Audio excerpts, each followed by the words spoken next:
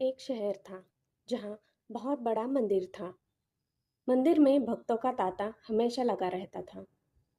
मंदिर के आने जाने वाले रास्ते में धार्मिक सामग्री बिक्री हेतु छोटी छोटी दुकानें लगी हुई थी और उन्हीं दुकानों में एक दुकान ओंकार की थी। वह शिव का अटूट भक्त था। वह कई घंटों शिव की पूजा में लगा रहता था।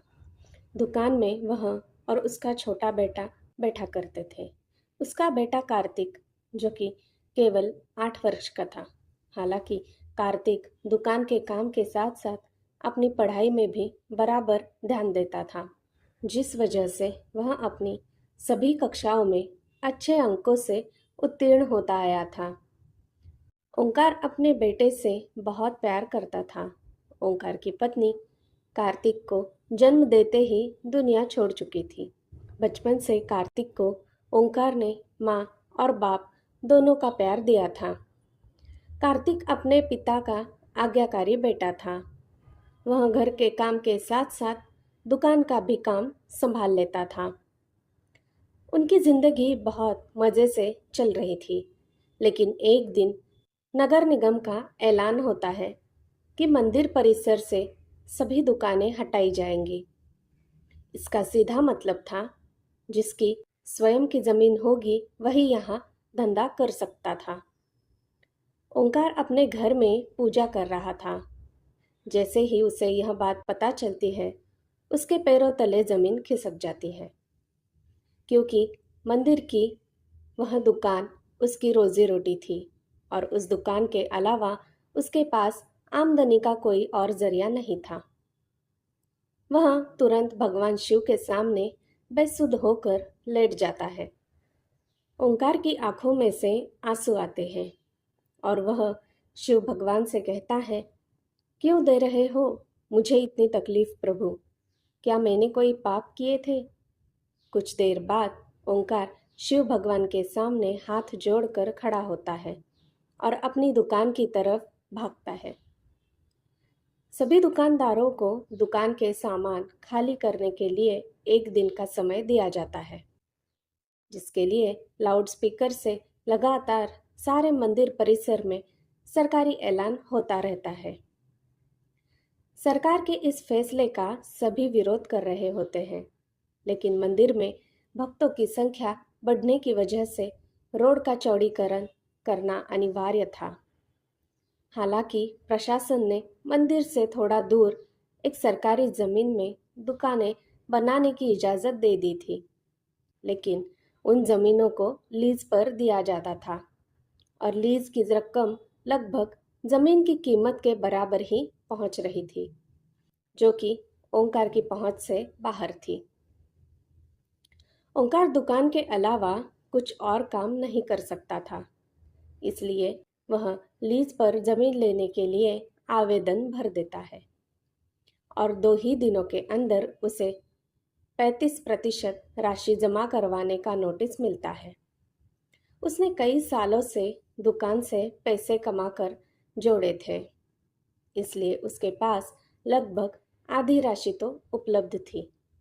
इसलिए वह 2 दिन के अंदर 35% रकम जमा करवा देता है और बाकी का बचा हुआ 15 दिनों के अंदर जमा करवाने का समय दिया जाता है। ओंकार अपने बेटे से कहता है कि बेटा, हमें ये ज़मीन कुछ भी करके लेनी होगी। मेरे पास आधे ही पैसे हो पा रहे हैं। बाकी पैसों के लिए हम बैंक से लोन ले लेंगे। कार्तिक उम्र में छोटा जरूर था, लेकिन वह बहुत समझदार था। वह अपने पिता की बात से सहमत हो जाता है। ओंकार अपने बेटे को लेकर बैंक पहुंच जाता है और प्रबंधक के पास जाकर लोन के लिए आवेदन देता है।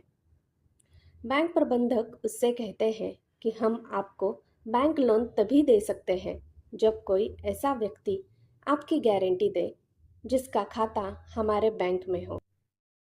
ओंकार इस बैंक से संबंधित किसी व्यक्ति को नहीं जानता था। वह यहाँ पहली बार आया था। ओंकार हताश हो जाता है और वह बैंक के बाहर सर पे हाथ रखकर बैठ जाता है। तभी उसके पास एक व्यक्ति तिलक लगाए पहुंचता है वह कार्तिक को एक चॉकलेट देता है और ओंकार से पूछता है, क्या बात है, आप परेशान लग रहे हैं। ओंकार अपनी समस्या उसके सामने रख देता है। तभी वह व्यक्ति कहता है, बस इतनी सी बात है, चलिए मैं आपकी गारंटी देता हूँ, मेरा भी खाता इसी बैंक में है। यह बात सुनते ही ओंकार के चेहरे में चमक आ जाती है। वह जल्दी से अपने कागज लेकर बैंक के अंदर दोबारा चल देता है। ओंकार अंदर पहुंचकर बैंक प्रबंधक के सामने गारंटी के तौर पर इसी व्यक्ति को प्रस्तुत करता है और सारी प्रक्रिया होते ही ओंकार को बैंक लोन मिल जाता है। लोन मिलते ही वह भोले बाबा को प्रणाम करता है और जमीन का पंजीकरण करवाने के लिए राशि नगर निगम में जमा कराने पहुंच जाता है। राशि जमा होते ही ओंकार को जमीन दे दी जाती है। 2 दिनों के अंदर ओंकार लकड़ी की दुकान बनवा लेता है। ओंकार दुकान के अंदर सबसे पहले शिव की मूर्ति स्थापित करता है और इसके बाद अपने धंधे की शुरुआत कर देता है। उसे लोन चुकाने का टेंशन खाए जा रहा था। ओंकार की दुकान सबसे आखिरी में थी, इसलिए उसकी दुकान में कम ग्राहक पहुंचा करते थे। वह इतना भी पैसा नहीं कमा पा रहा था कि उसके प्रतिदिन के खर्चे पूरे हो सके। ओंकार परेशान रहने लगा। एक दिन उसकी दुकान में वही व्यक्ति फिर से आता है, जिन्होंने बैंक में उसे लोन की गारंटी दी थी। उन्हें देखते ही ओंकार अपनी दुकान में बैठने को कहता है और जल्दी से उनके लिए चाय नाश्ते का इंतज़ाम करता है। और जैसे ही वह व्यक्ति ओंकार से उसकी दुकान के हाल चाल पूछते हैं तो वह अपना दुखड़ा रोने लगता है। वह व्यक्ति शिव की मूर्ति को नीचे रखे देख ओंकार से कहते हैं, तुमने शिव भगवान को ऐसे क्यों स्थापित किया है? उनके लिए छोटा सा मंदिर बना लो, तुम्हारा कल्याण हो जाएगा। और इतना कहकर वह वहां से चले जाते हैं।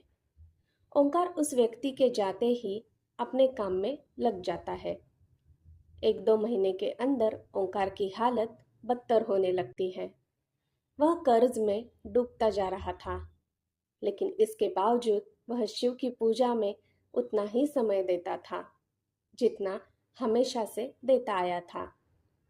एक दिन वह थोड़ा जल्दी दुकान पहुंच जाता है और दुकान की साफ सफाई करते लगता है।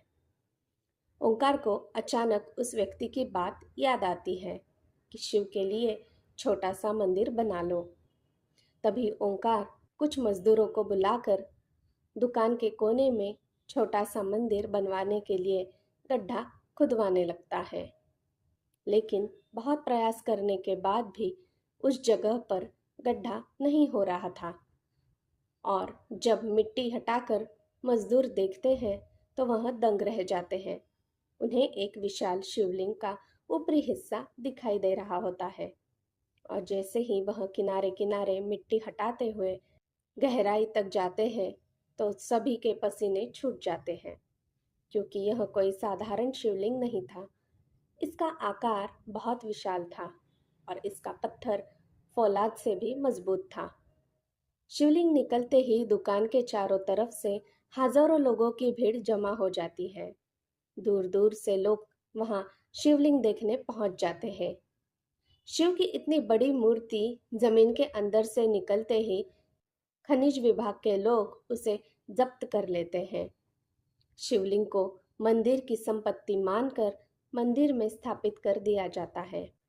लेकिन मूर्ति निकलने की वजह से ओंकार की दुकान की कीमत आसमान छूने लगती है। सभी ग्राहक उसी दुकान से सामान लेने के लिए लाइन लगाने लगते हैं। दरअसल लोग उस जमीन को शिव जन्मभूमि का अंश समझने लगे थे। शिव महिमा ने ओंकार का जीवन बदल दिया था। जय भोलेनाथ। दोस्तों, मेरी सुनाई कहानियाँ अगर आपको अच्छी लगती हो तो मैं आपसे अनुरोध करती हूँ कि कृपया मेरे इस चैनल को सब्सक्राइब कीजिएगा।